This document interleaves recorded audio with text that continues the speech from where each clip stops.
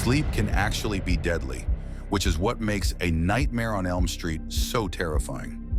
The inspiration came from a shocking story about a young Cambodian boy who was so afraid to sleep that he died while dreaming. This led filmmaker Wes Craven to create a sleep demon for his screenplay. Freddy Krueger emerged from a real-life series of similar cases that occurred in America during the 1980s. The 1984 slasher film, produced by Robert Shea of New Line, not only saved the company from going under, but also firmly established its reputation. It revitalized the slasher genre just when it seemed to be fading away, tapping into the universal fear of sleep and bringing real terror back to the forefront.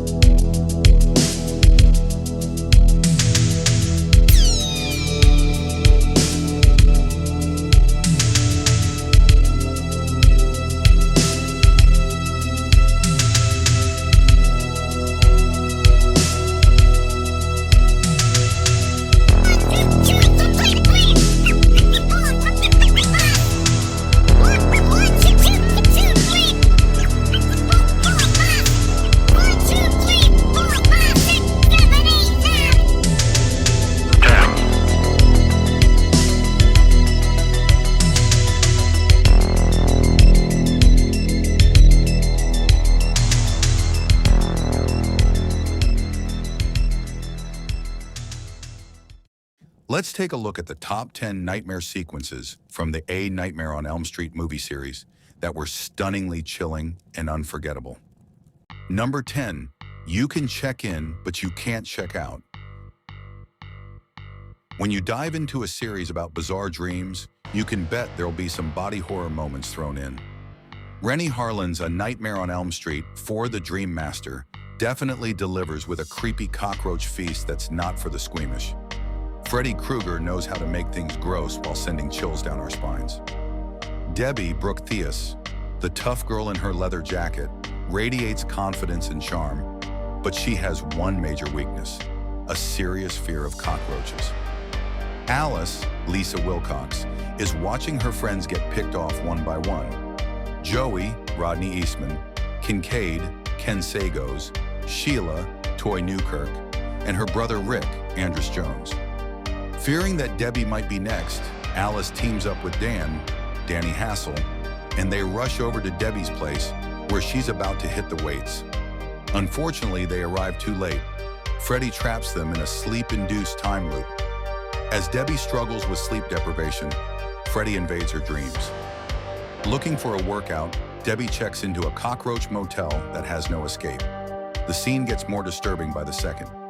First, she grows cockroach tentacles, and then her surroundings turn into a sticky bug trap. Now just a few inches tall, she loses her balance as Freddy shakes the bug hotel, face planting into some yellow goo. Debbie lets out a terrifying scream, and viewers are left horrified as her face peels away to reveal a cockroach underneath. Number 9, The Wall. One of the most memorable and creepy scenes from A Nightmare on Elm Street happens during a quick nightmare that Nancy has. While she's asleep, the wall above her starts to warp and twist, revealing Freddy's eerie figure pushing through. They pulled off this wall effect on a budget using just some fabric, but it creates a chilling image that really shakes up the idea of safety in her home and bedroom.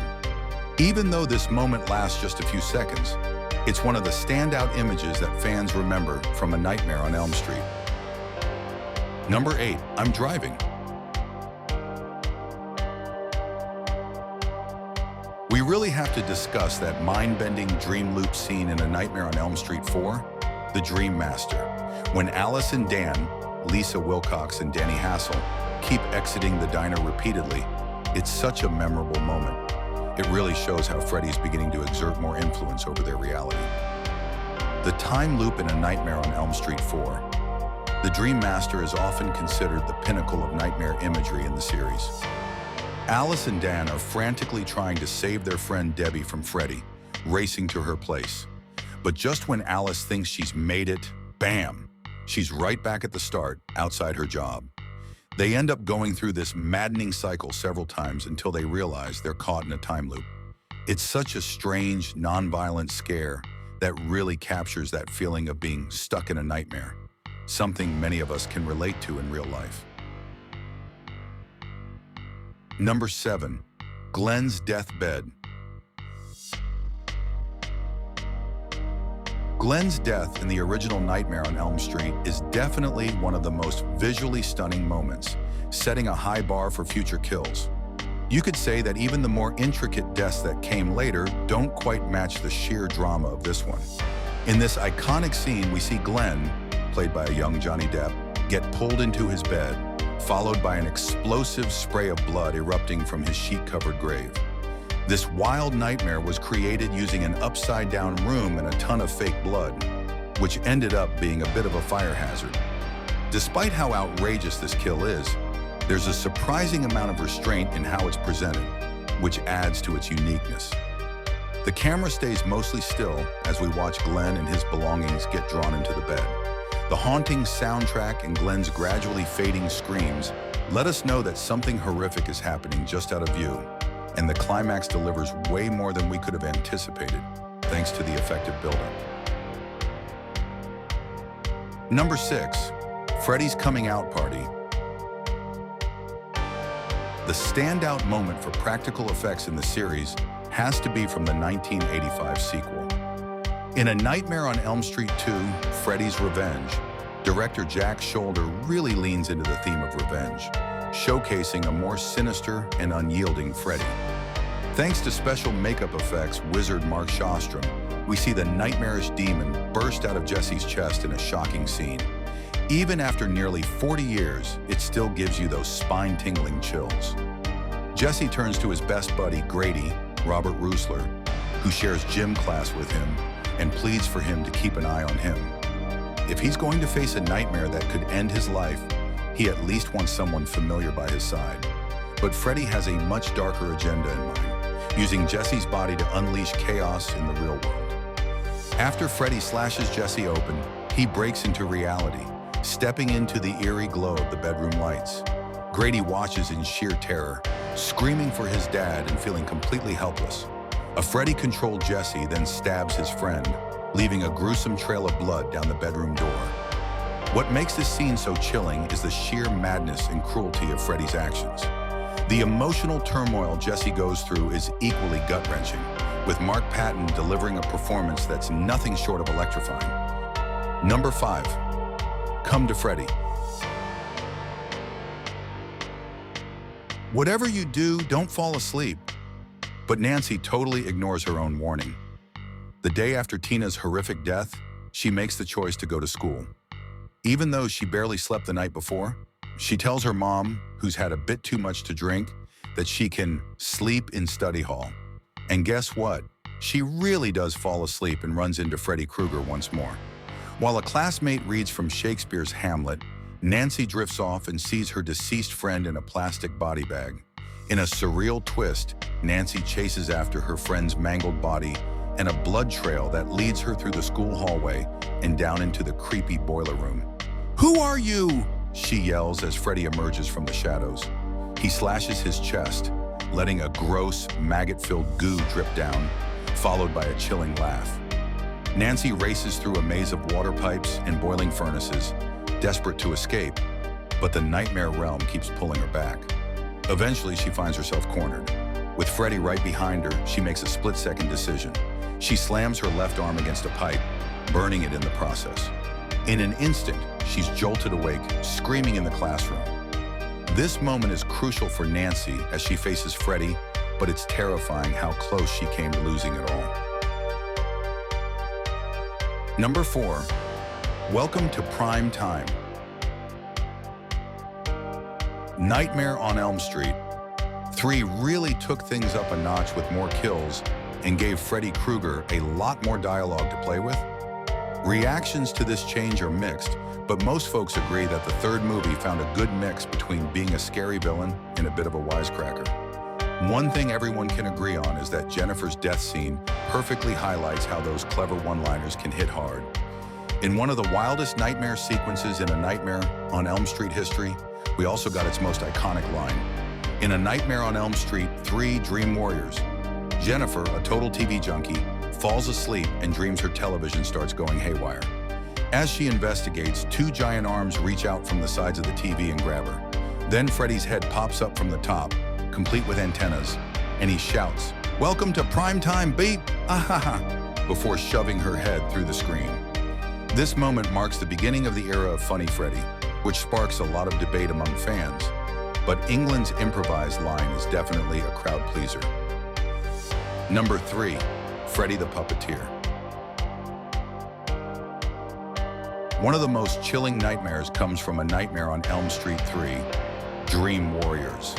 In this intense scene, a marionette doll appears in Philip's room and transforms into Freddy, who starts slicing at Philip's arms and legs. Freddy then yanks out Philip's veins, using them to lift him off the ground. It's like he's puppeteering Philip, forcing him to walk off the edge of a building. The whole scenario is incredibly disturbing, but seeing Freddy looming in the sky is even more terrifying. It really blurs the lines between reality and Freddy's realm, making it feel like he's always lurking, watching his victims.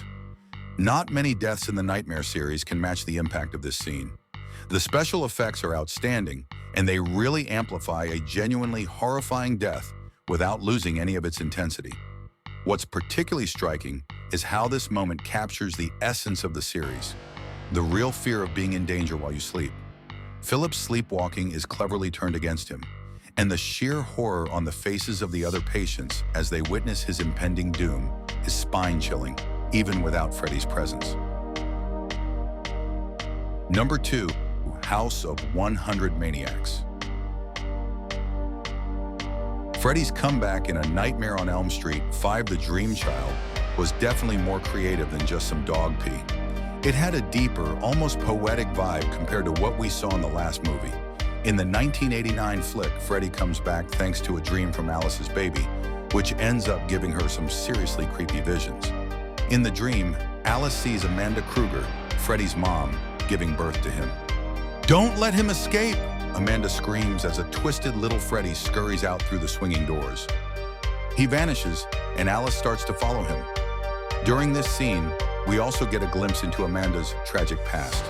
She was a nun who ended up trapped in a room with 100 maniacs who assaulted her repeatedly. As a result, she became pregnant and had Freddy. The dream quickly shifts to the rundown church where Alice had previously defeated Freddy and Dream Master. But this time, it's not a victory. It's pure horror. Baby Freddy, still in his ragged clothes, crawls around before transforming back into his adult self. "It's a boy!" he bellows into the rafters. It's a clever nod to his own rebirth and a shout out to Alice's unborn child, Jacob, who only visits her in her dreams. Freddy definitely knows how to make an entrance that's both flashy and spine-chilling.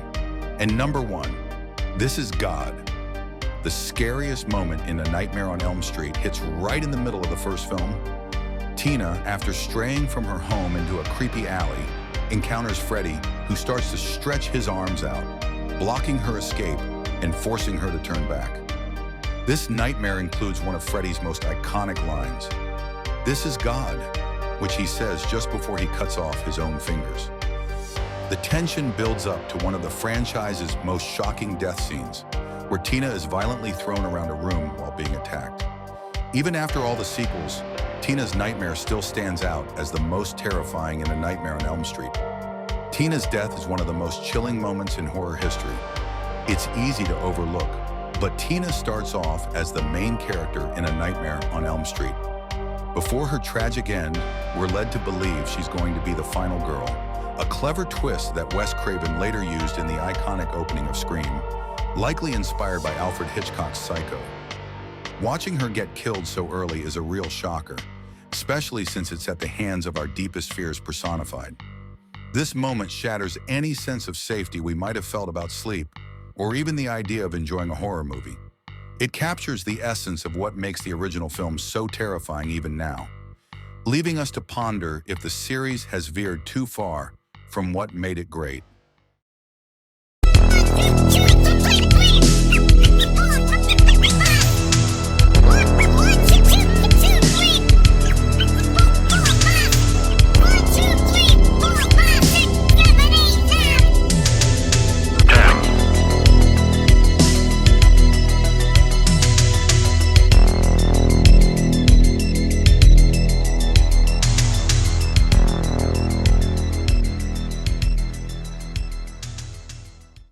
Hey, before you go, could you please like, comment, subscribe, share, and turn on all notifications? That means hitting the bell. Good day.